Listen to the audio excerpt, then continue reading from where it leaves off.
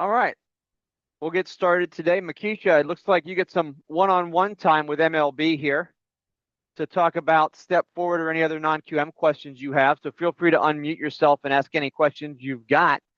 We're happy to talk through those for you. Just realized I don't have the PowerPoint pulled up though. Let me grab the step forward PowerPoint.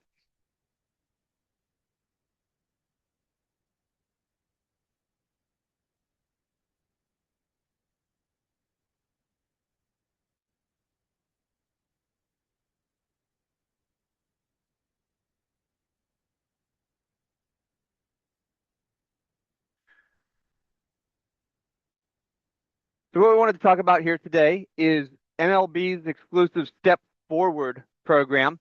This is kind of a buy before you sell option. It's a way to help people that need the equity out of their house, don't want to qualify with the existing payment on their departing residence in order to purchase something new. It works great in conventional, but it also works well in the non-QM space. So you get that self-employed borrower looking to qualify on bank statement, P&L, asset utilization, 1099 income, or a combination thereof, including full doc. We are able to help them pull equity out of their existing primary residence before that property sells to qualify on their new primary residence purchase. And I said that very specifically, right? It's only for primary residence. It's got to be a departing primary into a new primary. We'll let you buy your first home, your next home before you sell your current home. It is a way to bust the contingency for the sale of that home, and it's backed by some guaranteed funds. So this is a guaranteed cash buyout option.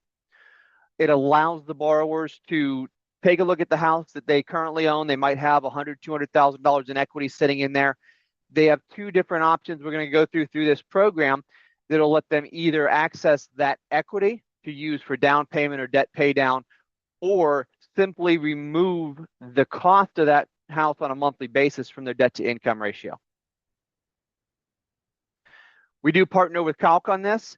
They are the backer. They're the fund that has the money and takes care of processing the house should they have to buy it, which brings up an excellent point for the transaction. The borrowers have 6 months after closing to market and sell that departing primary. If they do not sell it in that time period, Calc will buy that at the guaranteed buyout offer and then take that house out of the equation for them completely. However, that will be at the lower value, so Calc has room to process and move that home off their books. That said, Calc's only bought, I think, 2 homes in the last 24 months nationwide, so it's not something that we encounter very often in terms of the borrower losing that equity. It is a guaranteed backup offer. So this guaranteed cash offer is a backup to any purchase contract they might get in that 180 days. It will execute at 181 days forced sale to pay off that Calc loan, which is what lets us exclude the payment of that residence on the new mortgage. Calc is there again as that backup. The net profits on that, so anything above what they took out of that home in terms of equity or their existing mortgage payoff, does go back to the borrower once they sell it, and they're in control the entire time that house is on the market and listed for sale. Property eligibility in the program, this is for owner-occupied primary departing residence only. It'll work with conventional and non-QM loans on the new purchase. The home must be a single family or specifically select condos, duplexes, and modular homes. So with the condos, it's kind of the same story we have on the rest of the condo products anywhere. The condo complex matters as much, if not more, than the borrower in the equation. They'll write backup offers up to a max loan amount of $1.5 million, so that does play across a lot of the country. Investment and real rental properties, second homes, manufactured homes in general, properties over 5 acres, or properties currently in renovation status or currently in foreclosure status are not eligible for these guaranteed buyout offers. The first way to use this is called the trade-in mortgage. It's a second lien that's used to access your equity. The funds can be used for down payment, debt payoff, or other things affecting approvability of the new purchase transaction. So you're really not qualifying for this mortgage, you're qualifying for the new primary residence, and this is just kind of along for the ride. The funds from this get delivered directly to the closing table for the new transaction, and that's what makes it all work in concert together. It's got to be a departing second home, and the second lien is there, but neither of those factor into the DTI on your new purchase because of that guaranteed buyout offer. The other way to use this program is called the contingency buster. So if you have a client that doesn't need money to pay off debts, doesn't need money for a down payment, they just want to go in and become a non-contingent offer on their purchase transaction. This is a much simpler structure to the process. It works in a few more states, but it allows you to simply remove that DTI without having to rent the house out long term. It gets rid of the payment on that, so you qualify for the next home. And again, it does work both conventional and non-QM.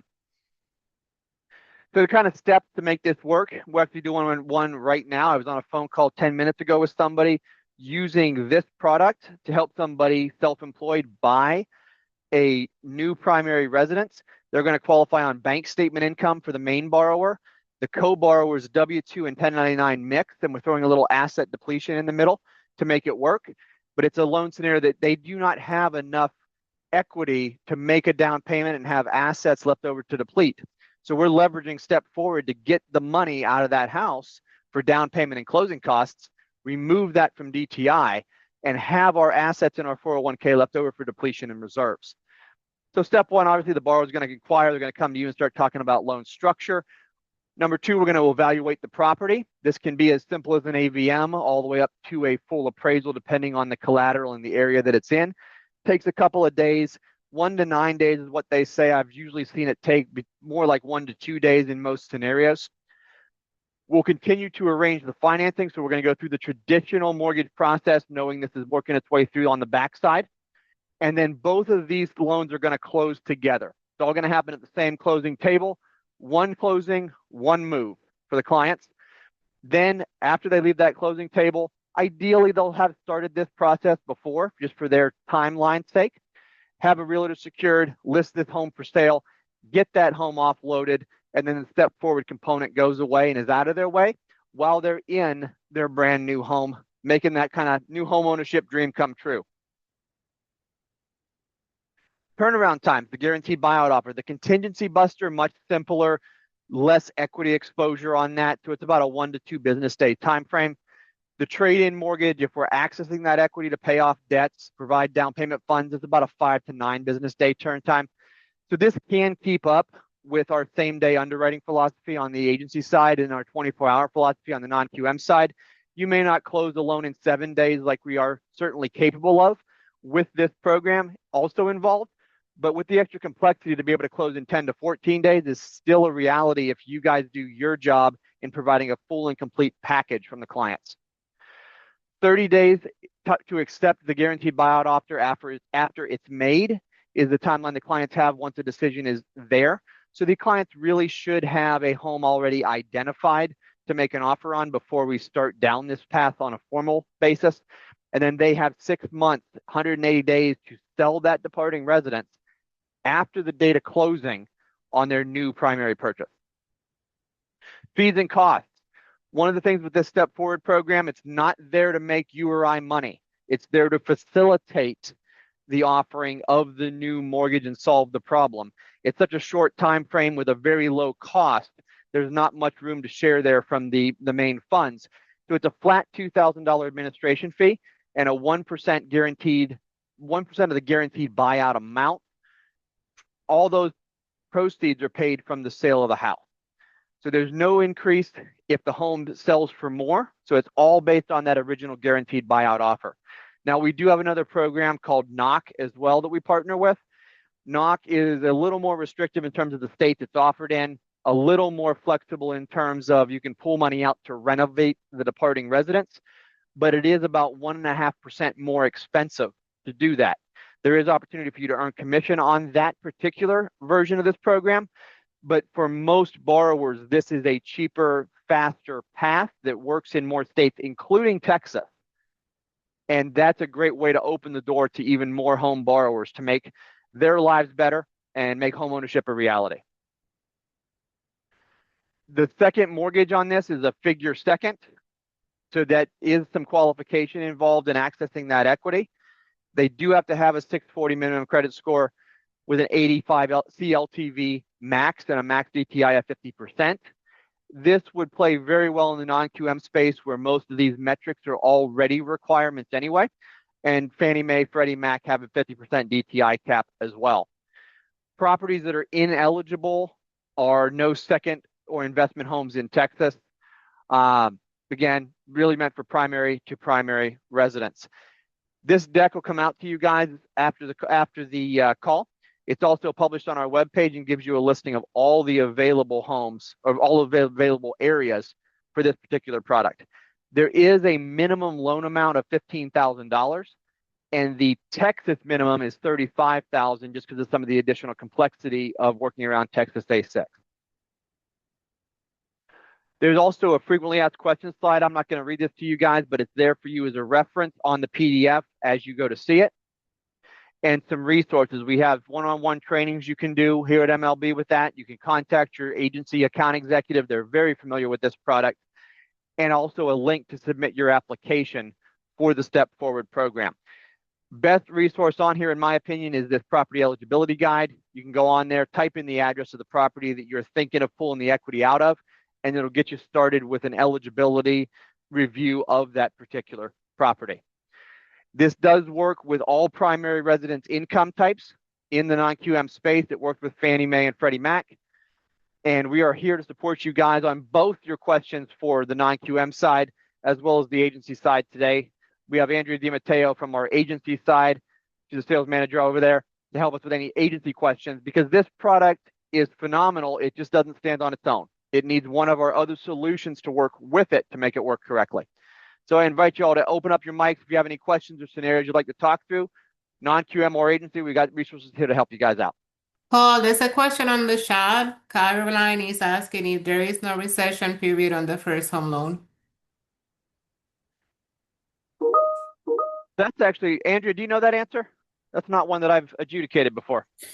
No, I don't. But when you think about it, the home that you're purchasing is like any other loan. So, whatever would apply, agency or non-QM, the Step Forward program that, the actual bridge loan, if you want to call it that, that's a separate entity and a separate and apart to the home that you're purchasing. Yeah, I don't believe there is a rescission period on the cash out component because they are giving you the funds and acting as a guaranteed buyout offer with a contractual requirement to sell. It's not a traditional mortgage, which incidentally is why it works in Texas against some of their cash out rules. Good question, though. Anybody else?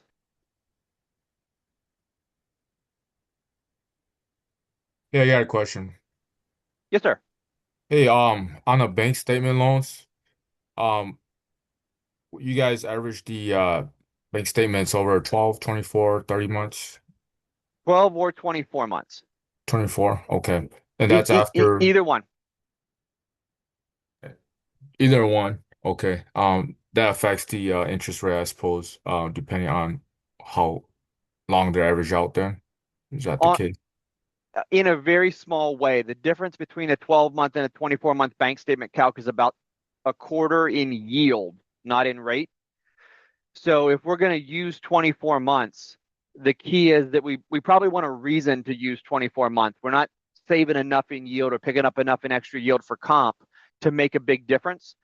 And if I'm giving an underwriter 12 more months of bank statements to review, look for large deposits, look for inconsistencies, we're exposing ourselves to more potential risk of conditions. For me, most bank statement loans end up closing at 12 months unless we're trying to prove seasonality of income or for some reason the income looks significantly better over a 24-month period. Because while we're here to get that rate down as low as we can, sometimes the right answer is making the loan as simple as possible so that the borrower feels how smooth it is going all the way through and we just get the thing done. Yeah. Yeah, in this case, I have a scenario where the buyer has some funds, but he doesn't have enough work history to qualify for a conventional FHA or conventional loan. And so he's thinking maybe use the bank statements to secure the mortgage upfront. And so what's the work history? it's about 5 years, part-time, and then he took a little bit of time off, and then now he's just got full-time about 6 months now. So he's And got a little he's bit been of ways. self-employed the whole time?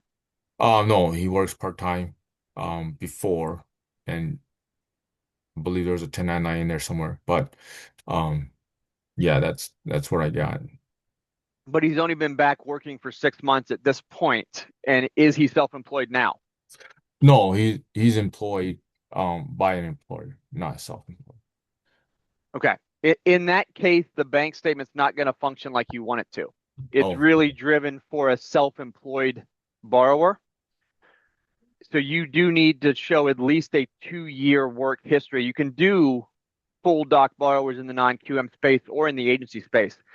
But on a full doc borrower, the guidelines become very similar. We based okay. a lot of the non-QM stuff on Fannie Mae. So you're still going to need a 2-year work history. But Andrea, correct me if I'm wrong, since we've got an agency expert in here. You've got work history, maybe not all full time, but you're full time today.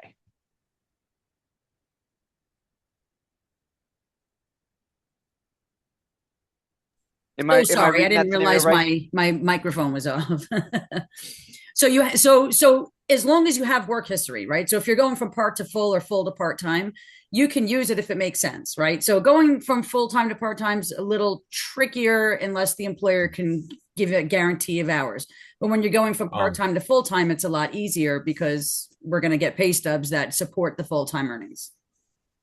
right. So the part-time was through a different employer, and now this full-time gig is with a different employer through a different occupation. So Even they're like better. almost not even related anymore. At that Right. point, That's even better, actually. Yeah. okay. Mhm. Yeah. So he still needs to wait and get a full 2 years of employment before he For so agency, yes. For agency, for unless it's one specific product, which is LP, self-employed, which we're not talking about, all the products are going to require a 2-year work history. Now, not at the current employer, right? So that's not required, but a 2-year work Mhm. history, past and current.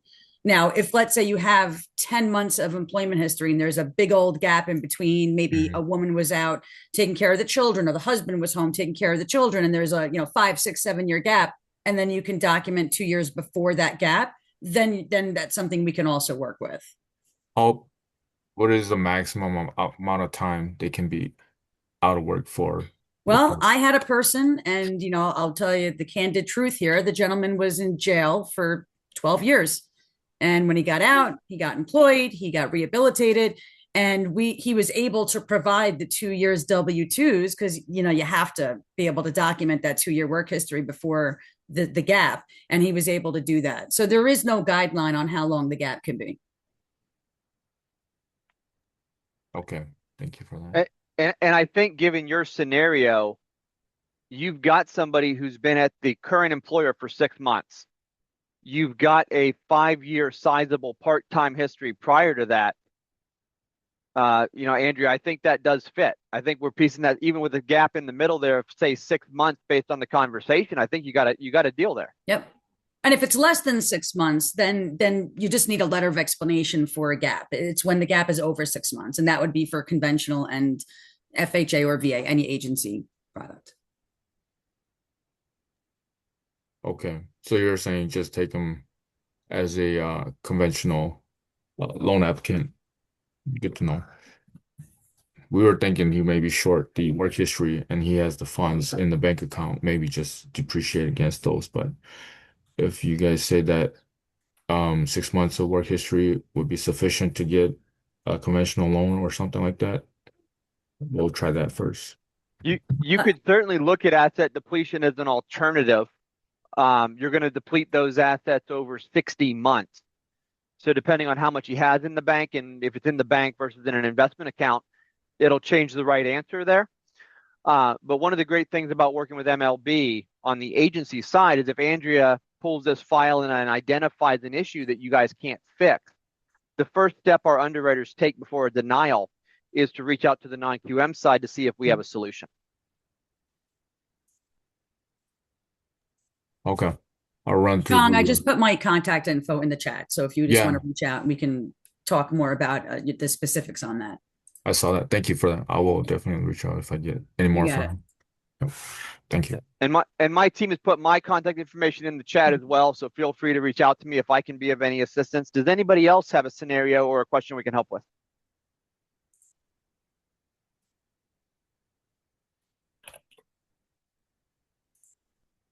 If not, I appreciate everybody's time today. We do these webinars at 1 o'clock every Friday on a different non-QM topic. We're excited to do a non-QM 101 series starting in March, walking everybody through the very basics of non-QM to help build understanding so you can sell it more confidently.